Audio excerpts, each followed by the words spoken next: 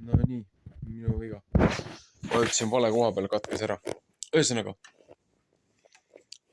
tahtsin natukene teise koha peal istuda.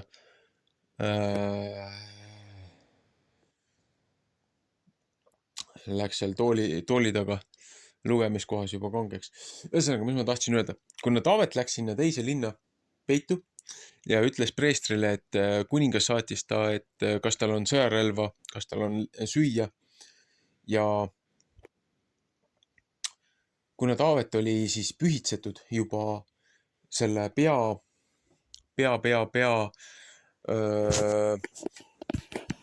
peaprohveti poolt, Samueli poolt, siis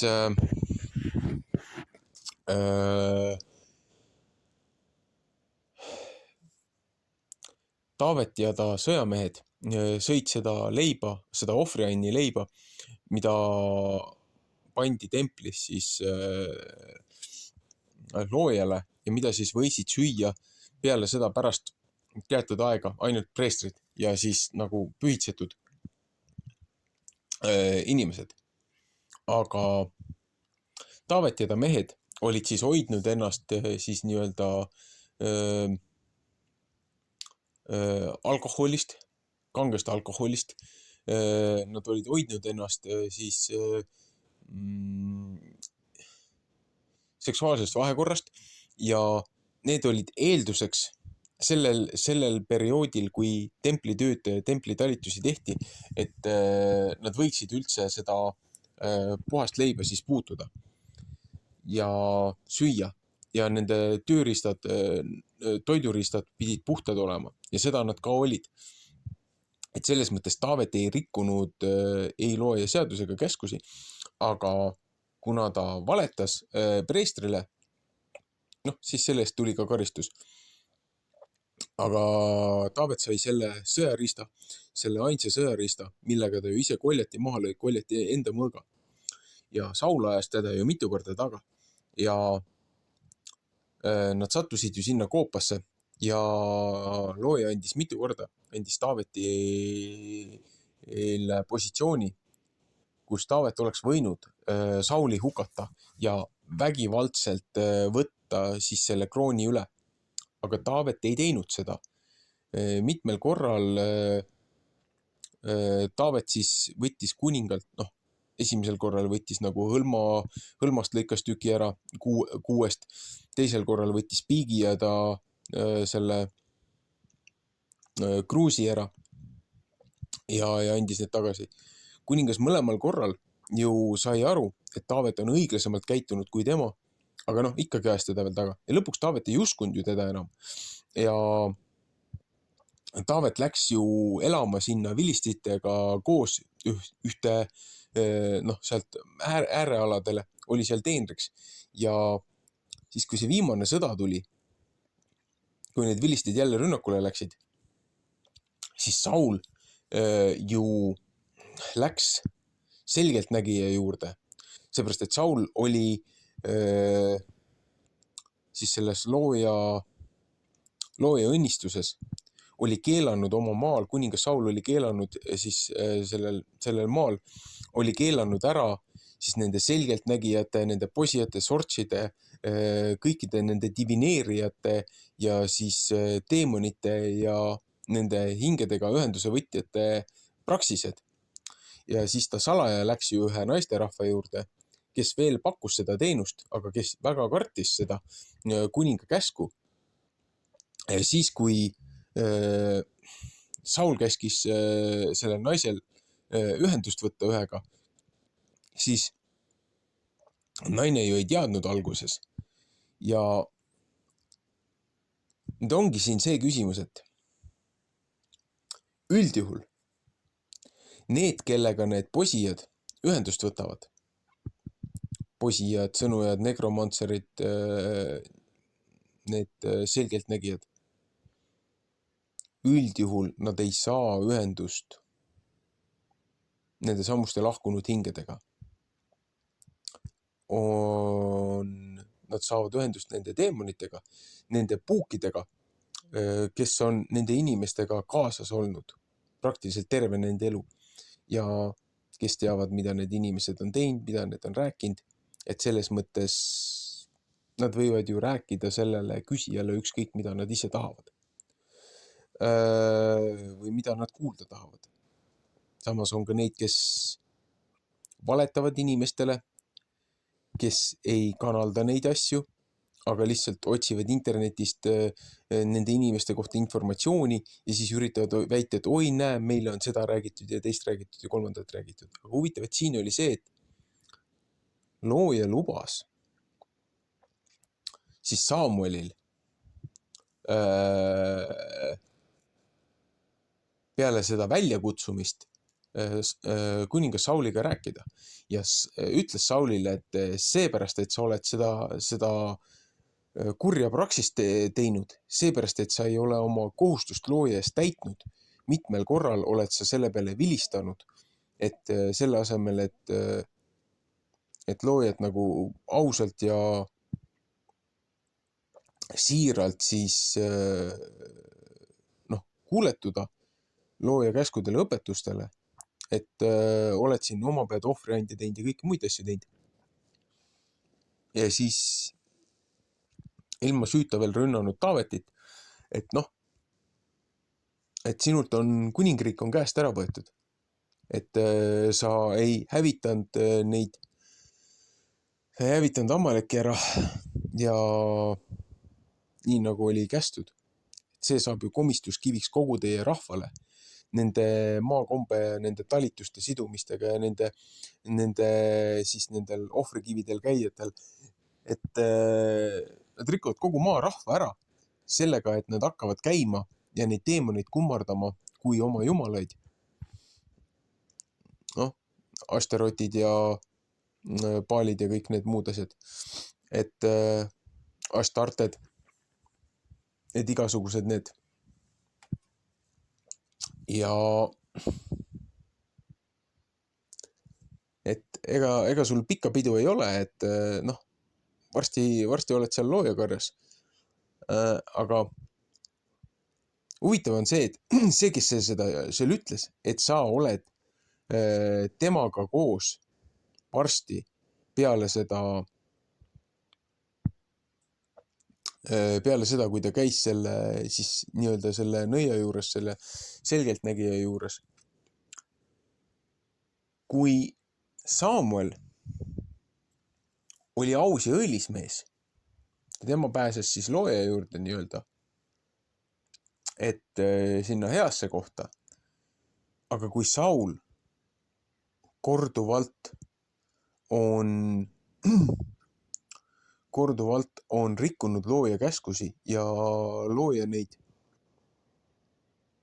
õpetusi ja on ülekohtuselt käitunud, et kas ta siis sai sinna heasse kohta või mitte, minul jääb küll segadusse praegu. Ja siis tekib ka küsimus, et kas see oli üldse Samuel, kellega ühendust võeti. See võis olla keegi, kes väitis, et on Samuel. Mine sa tea. Aga selge on see, et kui see viimane see sõda seal tuli, et näed, Saul ei tahtnud, et need nii-öelda kütid teda maha võtaksid. Seepärast, et ingliskeelsed ja teised need tõlked nagu väidavad ka, et need kütid olid naisterahvad.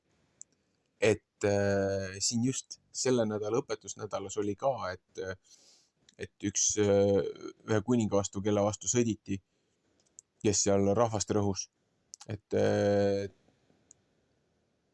Et see naisterahvas ju kutsus selle põgenenud kuninga oma telki ja lõi selle naela ilusti läbi mehe sinna maasse kinni. Et kõigepealt andis talle head sooja süüa ja siis lõi selle kuninga maa. Aga Saul ei tahtnud, et tema läbi naisterahva surma saaks. Siis need, kes ju seal, need kütid olid ja need linguviskajad ja need ei olnud ju sõjamehed, need olid naisterahvad ühtede ürikute järgi. Ja siis Saul, kui ta oli ümberringi, oli lahingus, oli kaotanud, mehed juba põgenesid, siis Saul ei tahtnud, et temaga tehakse jõledusi asju kõige sellest, mis ta on ise teinud ja palus, et ta teenripoiss teda ära tapaks, aga teenripoiss ei julgenud tema vastu kätt tõsta, kui looja poolt ära valitud valitseja poole ja Saul tappis ennast ise ära. Ja siis see teenripoiss järgi ja siis vilistid ju tõmbasid ta müüri peal üles, tema ja ta kõik pojad sinna näidiseks. Mõnitasid neid, raiusid veel pead otsast ära ja viisid oma jumalustele nendega igasuguseid, mitte just kõige meeldivamaid asju teha. Ja vargsi käisid ju mehed ja tõid selle ju ära, need kujud, ja põletasid nad ära ja panid nad siis rahusse puhkama.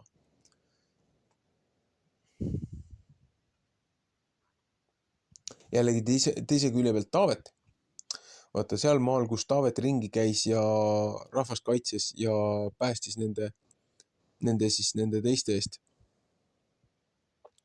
Ta sattus ühe karjase juurde ja ma jäin mõtlema seda, et seal oli jutt 3000 lambast ja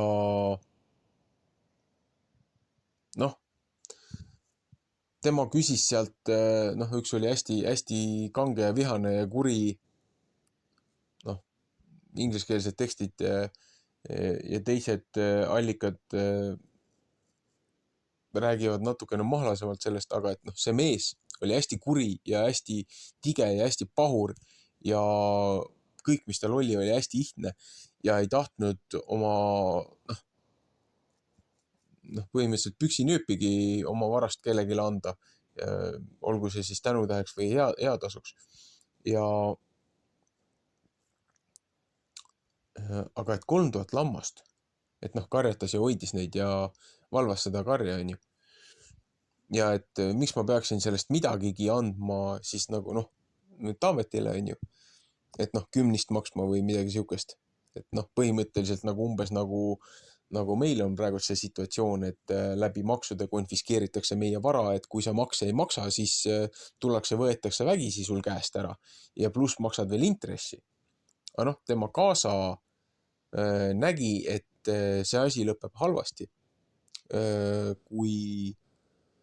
Kui siis nii-öelda seda katuseraha Taavetile ei anta ja ta viis ise nii-öelda ohvrianni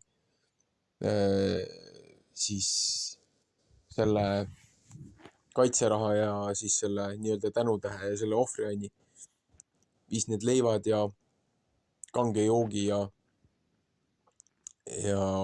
osa nendest lammastest, aga Taavetil oli ju plaanis see mees üldse maha lüüa selle eest, et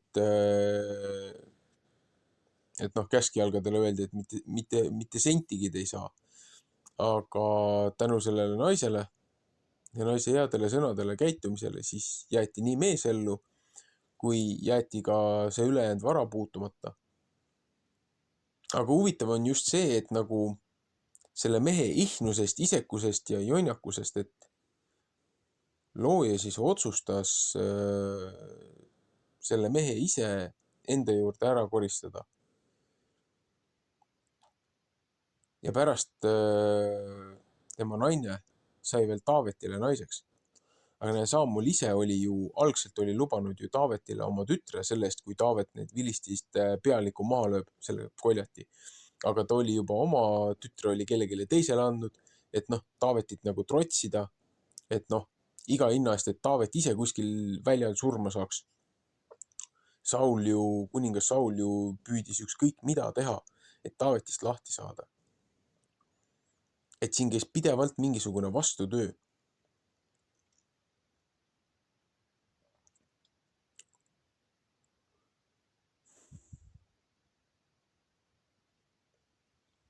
Kui me vaatame tänast olukorda siin meie oma kodumaal, meie Eestimaal, meie oma rahvast, Eesti rahvast. Noh, mida õpetust ja võrdluseks siis sellest esimese Saamuli raamatust ja siis sellest tulevasest kuningast, noh, meie jaoks minevikust, aga noh, ütleme raamatu lugemise järje pealt nagu tulevasest kuningast Taavetist. Mida on meil sellest õppida?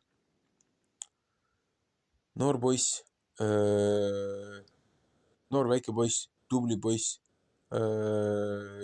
suure pere nii-öelda väiksem,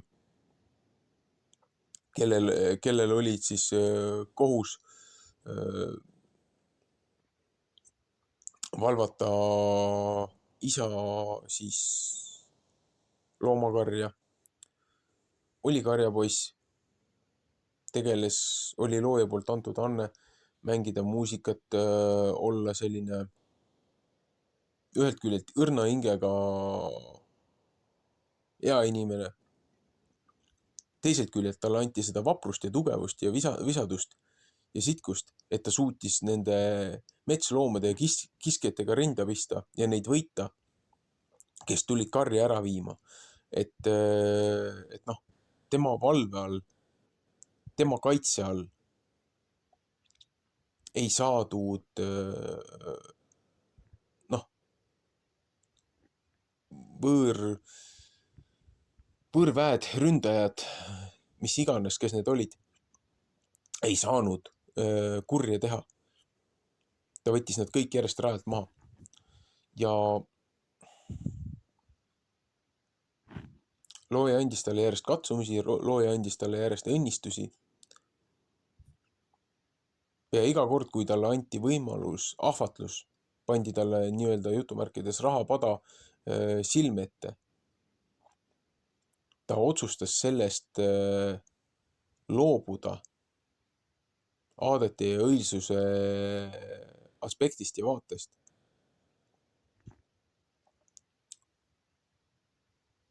Aga iga kord teda pandi jälle sellesse positsiooni, kus ta pidi tegutsema ja valima lõpuks, et kas tegutsematus või siis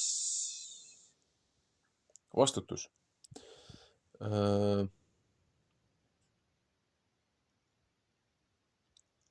Hilisemal eluteel ta tegi ka parasjagu pättust. Aga iga kord, kui ta sai aru, et ta oli kurja teinud, ta kahetses seda hingest. Et selles mõttes, noh, miks piiblis ütleb, et kui kuningas Taavet, et Jumala meele järgi looja meele järgi. Et teise Saamuli raamatus tuleb seikasi, mis paneb kukalt kratsima.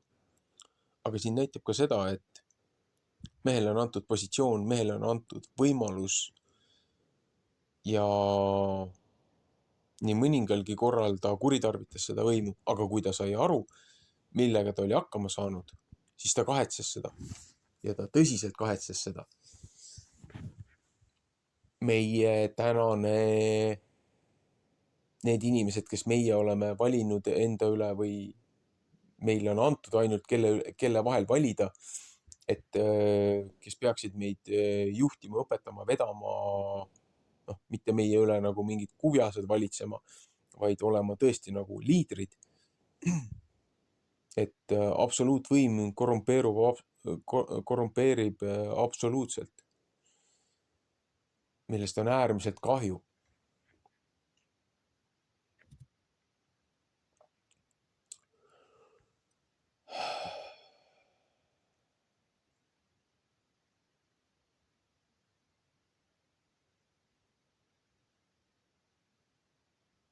Aga jah, näe, Taavet puges ka seal mitu korda pakku ja peitu oma hirmudest, selle asemel, et seista silmitsi ja näha, et looja on ikka veel temaga et looja hoiab teda.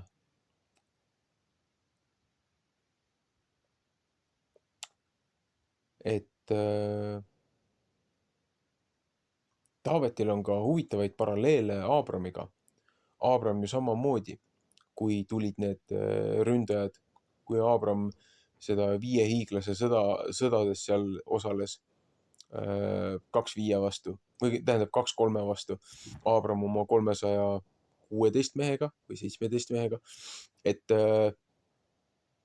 Aabram ju samamoodi läks, võttis oma vennapoja ja tema pere ja varandused ja asjad tagasi ja andis ainult neile siis nende nagu selle palga või teenistuse, ise ei võtnud endale mitte midagi.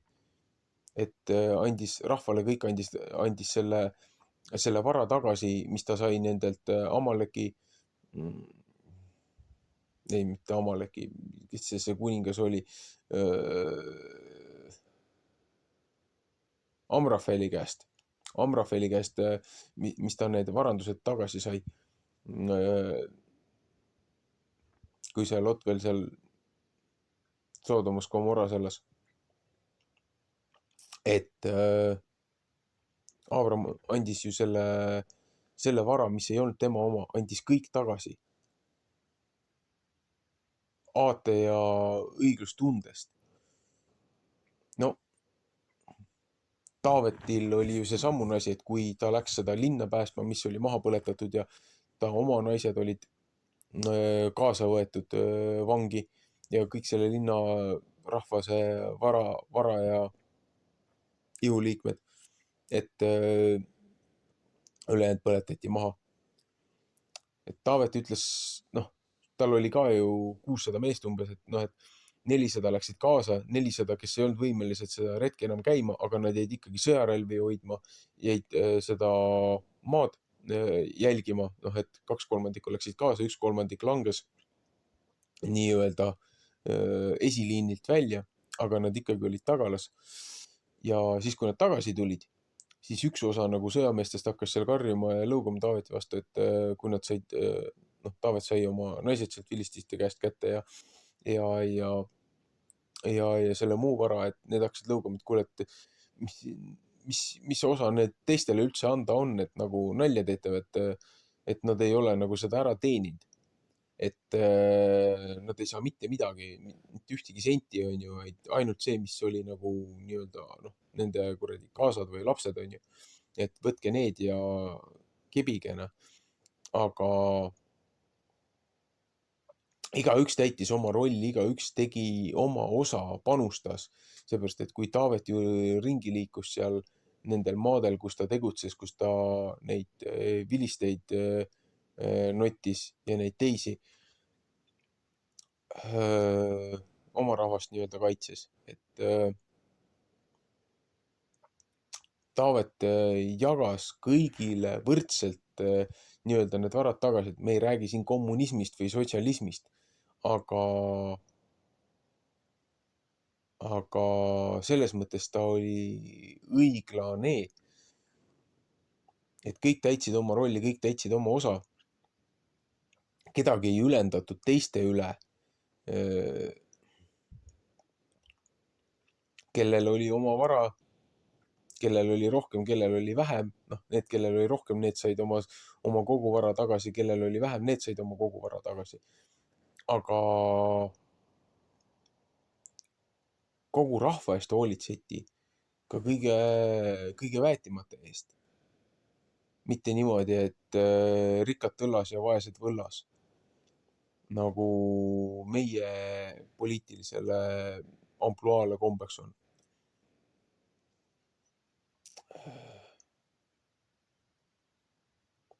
Noh, jõuamegi jälle sinna, et näed, nemad läksid ju sinna maale ja nemad hakkasid seda vallutama ja mis mõttes nüüd nagu neile kaasa tunda.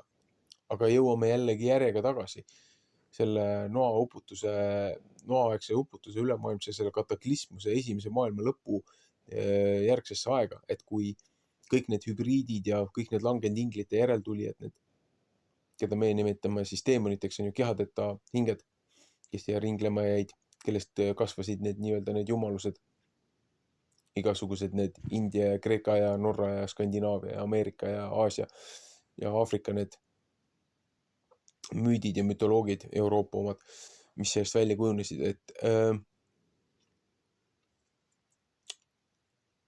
et need jäid siia ringlema, need jäid siin inimkonda kiusama. Aga kogu maailm ju taas populeeriti siis 8 inimese poolt, kes looja kaitsel jäid sinna laeva, sellesse supertankurisse, mis maandus siis seal nii-öelda Türgis seal Ararati mäel. Et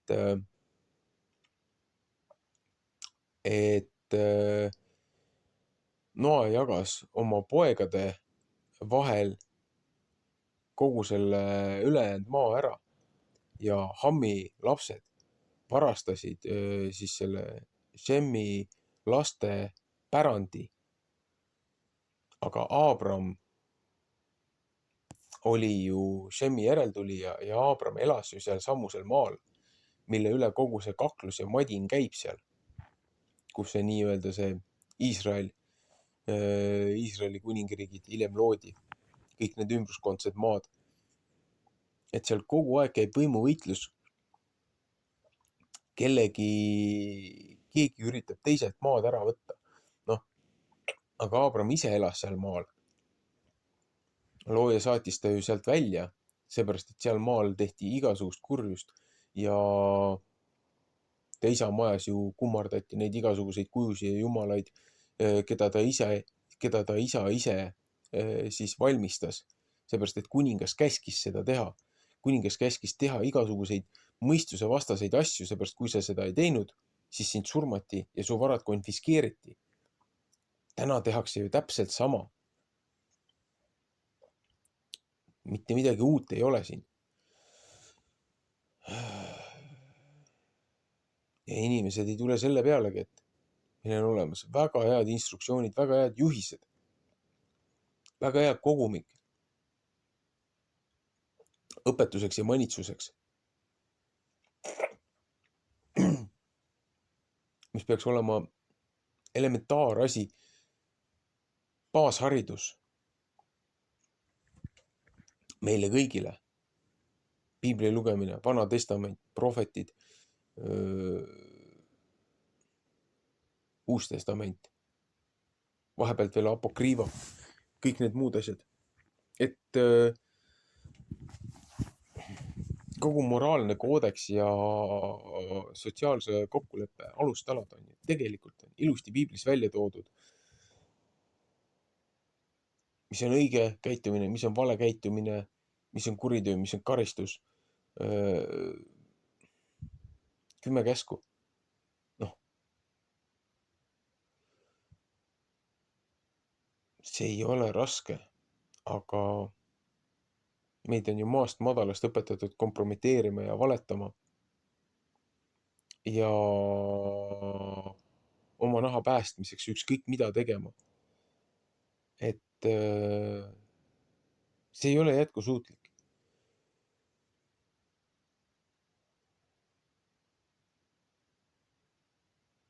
Ja siis ongi, et alati pöördutakse ükskõik kelle muu poole, ükskõik mis õlekõrs võetakse kõigepealt kasutusele, kuni siis kõige suuremas, kõige viimasemas hädas, siis me pöördume looja poole. Isegi siis me ei taha teda tunnistada ja tänada selle eest, mis on meile antud.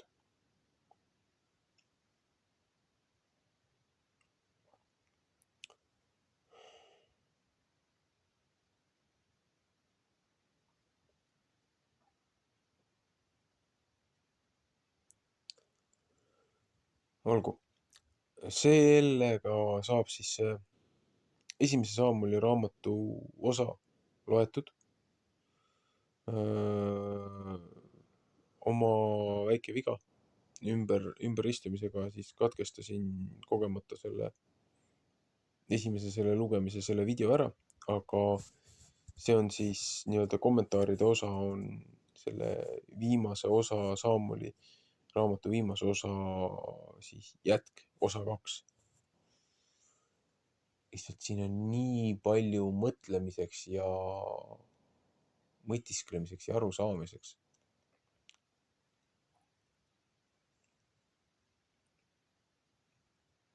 Me oleme täna valiku ees ja